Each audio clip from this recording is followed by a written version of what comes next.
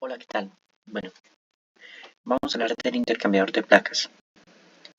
Por ejemplo, con la plataforma virtual de VirtualPlan, donde podemos encontrar un complejo agroindustrial con las diferentes industrias, bueno, algunas relacionadas con este sector de la economía. Hay una de las pestañas que se refiere a showroom de equipos y ahí vamos a encontrar el intercambiador de placas, del cual se va a hablar hoy. Aquí nos muestra una imagen general típica y vamos a ingresar al showroom. Pues nos va a mostrar algunos elementos clave fundamentales del intercambiador y sus partes, su funcionamiento, así como también información teórica, hoja de cálculo y otras herramientas como realidad virtual y realidad aumentada.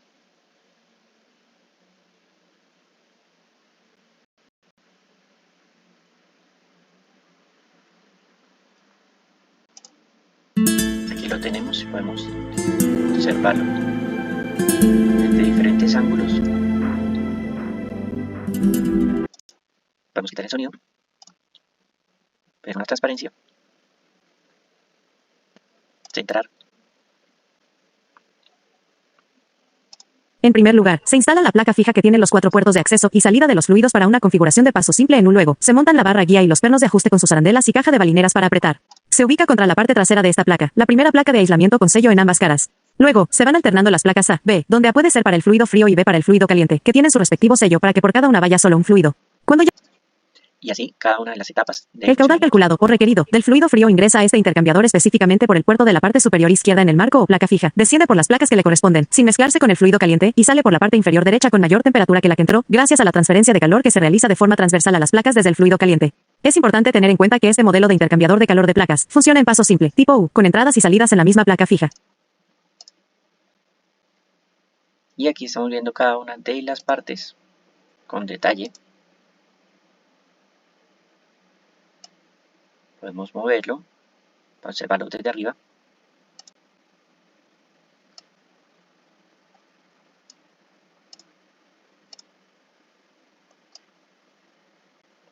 O incluso alejarnos para ver el conjunto con detalle. Aquí están las herramientas con realidad virtual, el simulador y las preguntas. Pero en sí, ¿qué es? Mínima y también su volumen, pero el área de transferencia de calor es alta. Es muy compacto debido a que estas placas son de un pequeño espesor. Y para evitar que el flujo salga, pues vienen con estos sellos. Aquí están a través del armado algunas características generales. Aquí ya podemos encontrar especificaciones y configuraciones, materiales, las corrugaciones, las configuraciones de flujo, en paso simple, en paso múltiple, en donde se aplica, pasteurización de la leche. Aquí vemos el tanque, el intercambiador que es mucho más pequeño en este proceso, refrigeración y aire acondicionado, industria farmacéutica, enfriadores de aceite, criterios para seleccionarlo, los materiales, tamaño, conductividades térmicas de algunos de esos materiales, cuáles son las ventajas y desventajas de su uso, las ecuaciones que se utilizan, como el factor de alargamiento,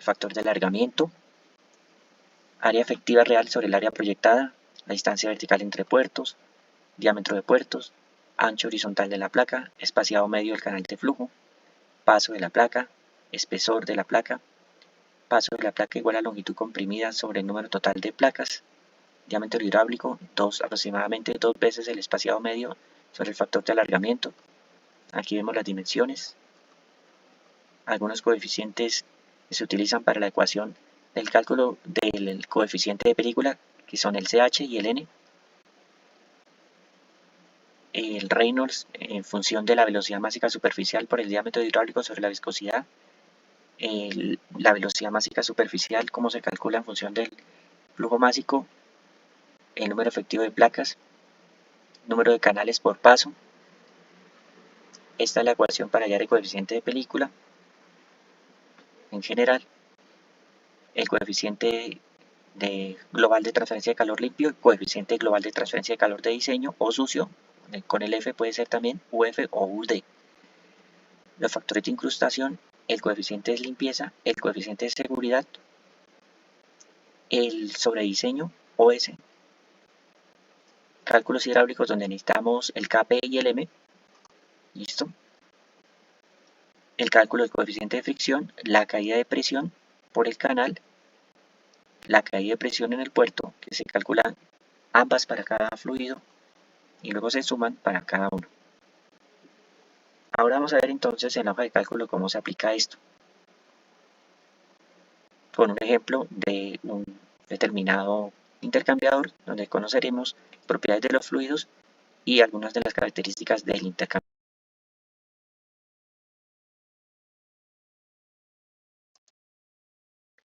Entonces empezamos con los datos relacionados con el material, espesor de las placas, el T, conductividad, ángulo chevron, número total de placas, factor de aumento, número de pasos. Todos estos datos son importantes, los debemos conocer desde el comienzo. El diámetro de los puertos también, longitud comprimida, distancia vertical del puerto y distancia horizontal del puerto. Todo esto es del intercambiador. Ahora en cuanto a los fluidos, necesitamos los caudales en kilogramos por segundo, temperatura de entrada del fluido frío, temperatura de entrada del fluido caliente, temperatura de salida del fluido caliente en este caso, pero eso se puede variar, la máxima delta de presión permitida, los RFs o factores de ensuciamiento y las propiedades de los fluidos ya más específicas, termofísicas.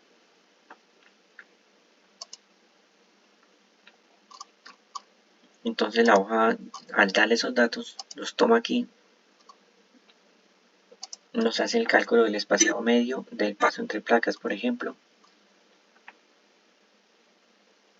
del área de un canal, factor de ampliación real, diámetro hidráulico, flujo másico por cada canal, velocidad másica, para con eso hallar el Reynolds, y con los datos del Reynolds y del ángulo, venimos acá, buscamos los coeficientes, los reemplazamos acá y acá para el fluido caliente y para el fluido frío, coeficientes CH y N que vimos en el showrun, y nos calcula pues toda la parte térmica, el UC, el UF, el CF, el factor de seguridad, el sobrediseño, la efectividad del intercambiador. Y en esta parte de acá, la otra tabla nos va a dar según el ángulo y el Reynolds, al igual que en la otra, aquí sería tabla 2, nosotros escogemos los valores de acuerdo con eso y los ponemos aquí, coeficientes Kp y M para ambos fluidos, para que la hoja nos determine el coeficiente de fricción, la caída de presión en el canal, la velocidad máxima en el puerto, la caída de presión en el puerto, la caída de presión total, y nos verifique si cumple con las alternativas. Aquí en esta parte es para el análisis de cómo influyen las variables. Por ejemplo, si disminuye el número de placas, ¿qué pasa? Vemos que disminuye la efectividad. Aquí estaba con un número de 105 placas. Al tomar un número de 85, disminuye ligeramente la efectividad, pero también la caída de presión, lo cual es favorable. Aquí tenemos otros factores como el diámetro de puerto. Disminuye la efectividad, aumenta, perdón, a medida que disminuimos el diámetro, ¿sí? Pero también aumenta la caída de presión, lo cual ya se pone a ser preocupante, aumenta el sobrediseño, aumenta los costos por el factor de seguridad. También vemos qué pasa con el factor de engrandecimiento o de aumento, el phi, el espesor, como es directamente proporcional con la efectividad, con la caída de presión. Y así podemos analizar otras influencias de los diferentes factores. El ángulo, aquí está para otros flujos, toca revisar este porque estos datos son para otros flujos, entonces pues se los dejo a su consideración. Y listo.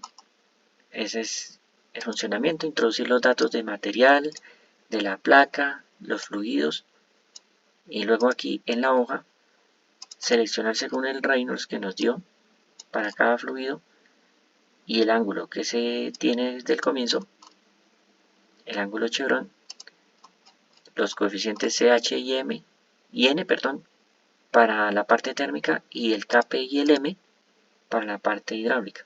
Y ya, ese es el funcionamiento de la hoja de cálculo para poder determinar las relaciones entre las variables y hacer un diseño térmico hidráulico adecuado. Muchas gracias.